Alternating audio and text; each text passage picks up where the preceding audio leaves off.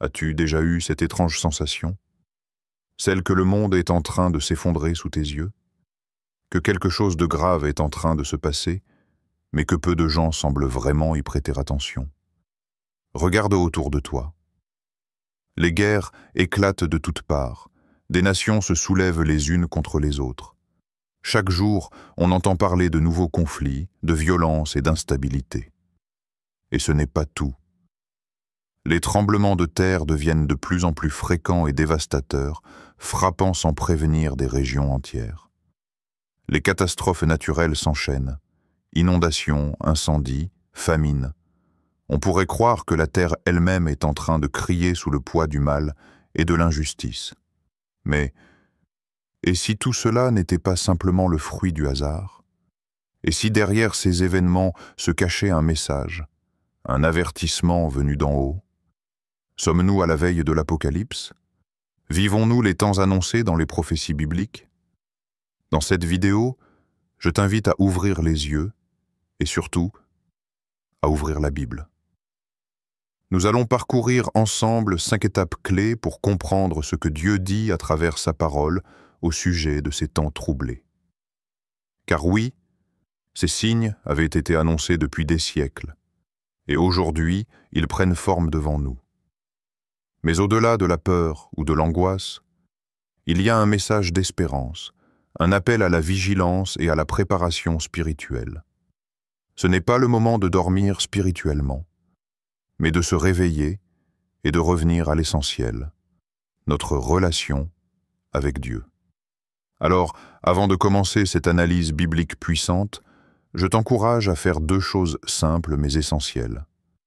Abonne-toi dès maintenant à cette chaîne YouTube, si ce n'est pas encore fait.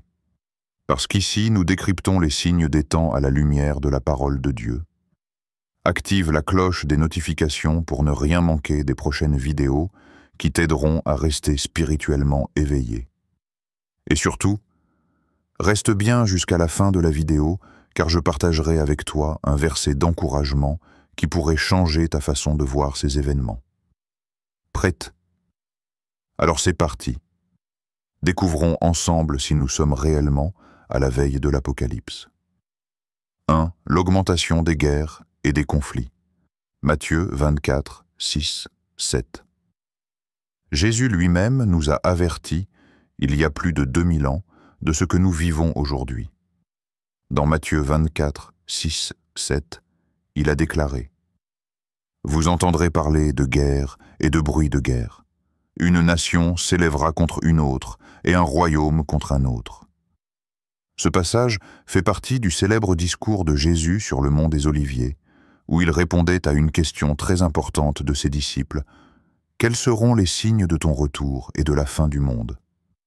Regarde bien autour de toi aujourd'hui. Ce que nous voyons dans l'actualité ressemble étrangement à ce que Jésus a décrit. Des guerres qui éclatent entre les nations, des conflits géopolitiques qui se multiplient, des tensions qui grandissent entre les grandes puissances mondiales. Sans oublier les guerres civiles, les coups d'État, les révoltes populaires. On n'a pas besoin d'être expert en géopolitique pour se rendre compte que la planète est en ébullition. Certains diront « mais il y a toujours eu des guerres dans l'histoire de l'humanité ». C'est vrai. L'histoire est marquée par des conflits. Mais ce que la Bible souligne, c'est l'intensité, la fréquence et l'ampleur mondiale de ces conflits à l'approche de la fin des temps. Aujourd'hui, jamais auparavant, l'humanité n'a eu autant de capacités de destruction. Les armes nucléaires, les missiles à longue portée, les attaques cybernétiques capables de paralyser des nations entières. Tout cela montre que nous sommes dans un temps où les prophéties prennent une dimension nouvelle. Dans Luc 21, 9, Jésus ajoute: « Quand vous entendrez parler de guerre et de soulèvement, ne soyez pas effrayés.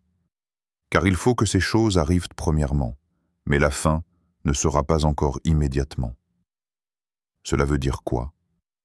Que ces guerres et ces conflits sont des signes avant-coureurs, des alertes spirituelles que Dieu permet pour réveiller notre génération. Dieu nous donne ces avertissements non pas pour nous faire paniquer, mais pour que nous comprenions que le temps presse, et que le retour de Jésus est proche.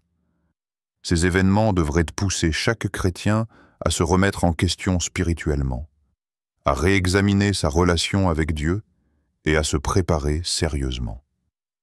Car après les guerres, d'autres signes encore plus graves viendront, et nous allons en parler dans les prochaines étapes. Mais laisse-moi te poser une question maintenant. Comment réagis-tu face à tout cela? As-tu déjà pris le temps de demander à Dieu de te préparer pour ces temps difficiles? La Bible est claire. Il ne s'agit plus de vivre dans l'insouciance, mais dans la vigilance. Si jusqu'ici tu trouves ces explications utiles et que tu souhaites rester informé sur ce que la parole de Dieu nous révèle sur les événements actuels, abonne-toi dès maintenant à cette chaîne, clique sur la petite cloche de notification pour ne rien manquer des prochaines étapes. Et surtout, reste bien jusqu'à la fin de la vidéo, parce que nous allons découvrir ensemble les autres signes prophétiques qui confirment que nous approchons d'un tournant historique majeur.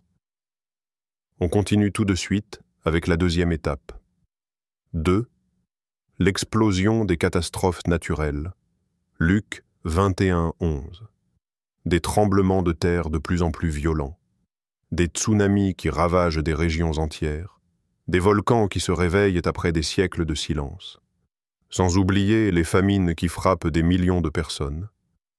Oui, ces phénomènes naturels semblent s'intensifier, et les scientifiques eux-mêmes s'interrogent. Pourquoi observe-t-on autant de catastrophes en si peu de temps?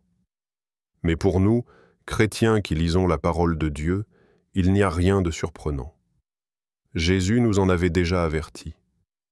Dans Luc 21:11, il est écrit « Il y aura de grands tremblements de terre, en divers lieux des famines et des pestes. Il y aura des phénomènes terribles et de grands signes dans le ciel. » Regarde bien ce verset. Jésus n'a pas dit « peut-être » ou « éventuellement ». Il a dit « il y aura ». C'est une certitude prophétique. Et aujourd'hui, que voyons-nous? Des tremblements de terre frappent régulièrement des zones qui autrefois étaient considérées comme sûres. Des cyclones et des ouragans de plus en plus puissants ravagent des villes entières. Des famines menacent des millions de personnes, surtout dans les pays les plus pauvres. Des épidémies surgissent, touchant même les nations les plus développées. Nous l'avons tous vécu récemment avec la pandémie, mais attention, le plus inquiétant, c'est l'accélération et l'intensité de ces catastrophes. Avant, ces événements étaient plus espacés dans le temps. Mais aujourd'hui, on a à peine le temps de se remettre d'une catastrophe que déjà une autre survient ailleurs dans le monde. Est-ce un simple hasard climatique? Est-ce juste un dérèglement de la nature? Ou bien, sommes-nous en train de vivre l'accomplissement des prophéties bibliques sous nos yeux? La Bible est claire, la création tout entière souffre et gémit en attendant la délivrance, comme le dit l'apôtre Paul dans Romains 8:22. Nous savons, en effet, que toute la création soupire et souffre les douleurs de l'enfantement jusqu'à ce jour. Ces catastrophes sont comme des contractions qui annoncent un événement majeur, le retour de Jésus-Christ. Mais au lieu de vivre dans la peur, nous devons voir ces signes comme un appel de Dieu à revenir à lui. Peut-être te demandes-tu, mais pourquoi Dieu permet-il tout cela? La réponse est simple. Dieu ne veut pas la mort des pécheurs, mais qu'ils se repentent et qu'ils reviennent à lui avant qu'il ne soit trop tard. Ces événements nous rappellent que le temps de la grâce touche à sa fin et qu'il est encore temps de nous tourner vers le Seigneur. Alors, si tu veux continuer à suivre cette série sur les signes des temps et comprendre ce que dit la Bible sur les événements que nous vivons aujourd'hui, abonne-toi tout de suite à cette chaîne YouTube, active la cloche pour recevoir les prochaines vidéos directement. Et dis-moi en commentaire, je veux être prêt pour le retour de Jésus. Ne quitte pas, car dans la prochaine étape, nous allons parler d'un autre signe puissant. La peur et l'angoisse mondiale qui s'intensifient de jour en jour. On continue ensemble tout de suite après. 3. La montée de la peur et de l'angoisse mondiale. Luc 21, 25, 26. As-tu remarqué à quel point la peur semble envahir le monde entier ces dernières années? Peur des guerres, peur des catastrophes naturelles, peur des pandémies, peur des crises économiques, et même peur de l'avenir, peur de l'inconnu. Les gens vivent dans une incertitude permanente. Ils ne savent plus à qui faire confiance. Les gouvernements eux-mêmes sont dépassés par l'ampleur des crises. Tout cela, encore une fois, n'est pas un hasard. Dans Luc 21, 25, 26, Jésus nous a prévenus avec des mots très forts. Il y aura des signes dans le soleil, dans la lune et dans les étoiles. Sur la terre, il y aura de l'angoisse chez les nations, qui ne sauront que faire au bruit de la mer et des flots. Les hommes rendant l'âme de terreur dans l'attente de ce qui surviendra pour la terre, car les puissances des cieux seront ébranlées. Peux-tu voir à quel point ce passage décrit notre monde actuel? Une angoisse généralisée, une incapacité des nations à trouver des solutions durables, un climat mondial de panique et d'inquiétude. Les médias ne cessent de relayer des images de catastrophes, de violences, de tensions. Les gens vivent stressés, anxieux, déprimés, et même parmi les plus optimistes, on sent une inquiétude latente. Certains essaient de trouver des réponses dans la politique, d'autres dans la science, mais très peu cherchent réellement la paix qui vient de Dieu. Et toi, comment fais-tu face à cette atmosphère mondiale d'angoisse? Où trouves-tu ta paix intérieure? Car la Bible est très claire, ces moments d'angoisse sont des signes avant-coureurs du retour de Jésus. La parole de Dieu nous montre que plus la fin des temps approche, plus la peur envahira les cœurs de ceux qui ne connaissent pas Christ. Mais attention, pour nous, les enfants de Dieu, ce n'est pas un appel à paniquer, mais un appel à être prêts et à garder la foi. Dans Jean 14, 27, Jésus nous dit « Je vous laisse la paix, je vous donne ma paix, je ne vous donne pas comme le monde donne. Que votre cœur ne se trouble point et ne s'alarme point. » Quel merveilleux rappel que, même au milieu des troubles mondiaux, nous avons une source de paix inépuisable, Jésus-Christ. Alors pendant que le monde s'affole, pendant que la peur envahit les cœurs, nous devons rester fermes dans la foi, les yeux fixés sur notre Seigneur.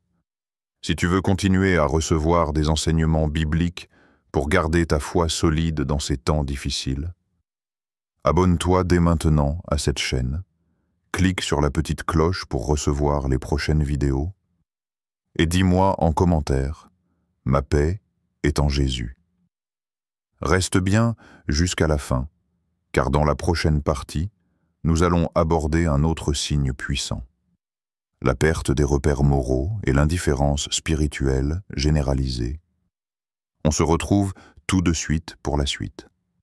4. L'indifférence spirituelle et la perte des repères moraux. 2 Timothée 3, 1, 5. Aujourd'hui, il suffit de regarder autour de nous pour constater une réalité frappante. Beaucoup vivent comme si Dieu n'existait pas. On pourrait même dire que nous sommes dans une génération qui tourne le dos volontairement à Dieu. Une génération qui rejette les valeurs bibliques, qui se moque de la foi et qui fait passer le plaisir personnel avant tout. La Bible nous avait pourtant avertis de cette situation. Dans 2 Timothée 3, 1 à 5, l'apôtre Paul écrit « Sache que dans les derniers jours, il y aura des temps difficiles. Les hommes seront égoïstes, amis de l'argent, fanfarons, hautains, blasphémateurs, rebelles à leurs parents, ingrats, irréligieux, insensibles, déloyaux, calomniateurs, intempérants, cruels, ennemis des gens de bien, traîtres, emportés, enflés d'orgueil, aimant le plaisir plus que Dieu, ayant l'apparence de la piété, mais reniant ce qui en fait la force. » Relis bien cette description. Ne reconnais-tu pas notre époque? Jamais dans l'histoire récente, l'égoïsme, la recherche de l'argent, l'orgueil et la rébellion contre l'autorité n'ont été aussi flagrants. Aujourd'hui, tout semble permis. La débauche est normalisée. La violence est banalisée. La vérité est relativisée. Et pire, la foi chrétienne est souvent ridiculisée. On valorise ceux qui vivent dans le luxe, ceux qui prônent la réussite matérielle à tout prix. On idolâtre les célébrités, on suit les influenceurs, mais on oublie celui qui donne la vraie vie, Jésus-Christ. Et que dire des réseaux sociaux? Jamais les gens n'ont été aussi connectés, mais aussi spirituellement déconnectés de Dieu. Les églises se vident, les Bibles prennent la poussière, la prière devient rare, et l'intérêt pour les choses spirituelles disparaît. Mais encore une fois, tout cela avait été prophétisé. Ce que nous vivons aujourd'hui, la Bible l'appelle « les temps difficiles ». Dans Matthieu 24, 12, Jésus nous dit aussi « Et parce que l'iniquité se sera accrue, l'amour du plus grand nombre se refroidira. » La conséquence de cette décadence morale est claire. Les cœurs se durcissent, l'amour disparaît, la compassion se perd, et les gens deviennent insensibles à la voix de Dieu. Mais toi qui regardes cette vidéo aujourd'hui, ce message est un appel pour toi. Dieu te demande de ne pas te laisser emporter par cette vague d'indifférence spirituelle. Il veut que tu restes ferme dans ta foi, ancré dans sa parole, et toujours prêt pour le retour de Jésus. Si tu ne veux pas être entraîné par cette génération sans repère, et si tu veux continuer à grandir dans ta foi, abonne-toi dès maintenant à cette chaîne, clique sur la cloche pour recevoir les prochains enseignements, et écris en commentaire « Je choisis de rester fidèle à Dieu ». Dans la prochaine partie, nous allons voir le dernier signe que Jésus nous a donné. L'appel à la vigilance et à la préparation spirituelle. Ne pars pas, on continue ensemble. 5. L'appel à la vigilance et à la préparation spirituelle. Matthieu 24, 42, 44. Après avoir vu les signes clairs de l'approche des temps difficiles, guerre, catastrophes naturelles, angoisse mondiale, décadence morale, il est naturel de se poser une question fondamentale.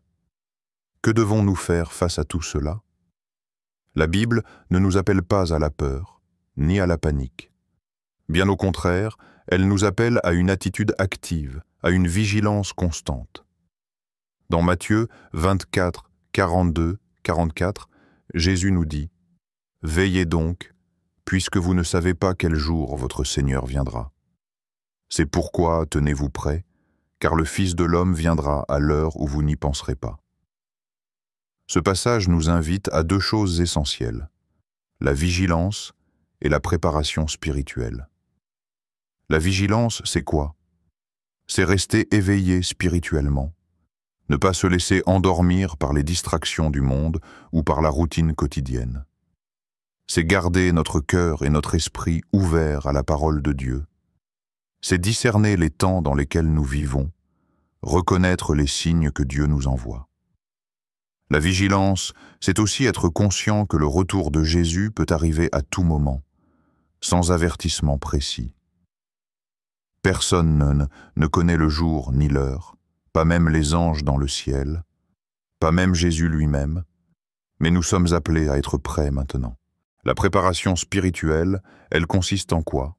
Elle consiste à entretenir une relation intime avec Dieu. Cela signifie lire la Bible régulièrement pour comprendre sa volonté, prier sans cesse pour être guidé, vivre dans l'obéissance à ses commandements, aimer notre prochain comme nous-mêmes, renoncer au péché et chercher la sainteté. La préparation, c'est aussi la mise en pratique de notre foi au quotidien. La question centrale n'est donc pas « quand est-ce que cela arrivera ?», mais plutôt « suis-je prêt spirituellement si Jésus revenait aujourd'hui ?» Parce que la vérité, c'est que le retour du Christ est inévitable. Et il sera soudain, inattendu, comme un voleur dans la nuit. Thessaloniciens 5, 2. Imagine un instant. Si aujourd'hui Jésus venait frapper à ta porte, serais-tu prêt à le rencontrer? Est-ce que ton cœur est en paix avec Dieu? As-tu reçu son pardon? Vis-tu dans sa lumière? Si la réponse est incertaine, alors c'est maintenant le moment idéal pour te rapprocher de lui. La bonne nouvelle, c'est que Dieu ne rejette personne. Il attend que tu lui ouvres ton cœur. Dans Apocalypse 3:20, Jésus dit « Voici, je me tiens à la porte et je frappe. Si quelqu'un entend ma voix et ouvre la porte, j'entrerai chez lui et je souperai avec lui et lui avec moi. » Alors, pour finir cette série, voici mon encouragement. Ne perds pas ton temps à chercher le quand ou à t'angoisser. Commence aujourd'hui à te préparer spirituellement.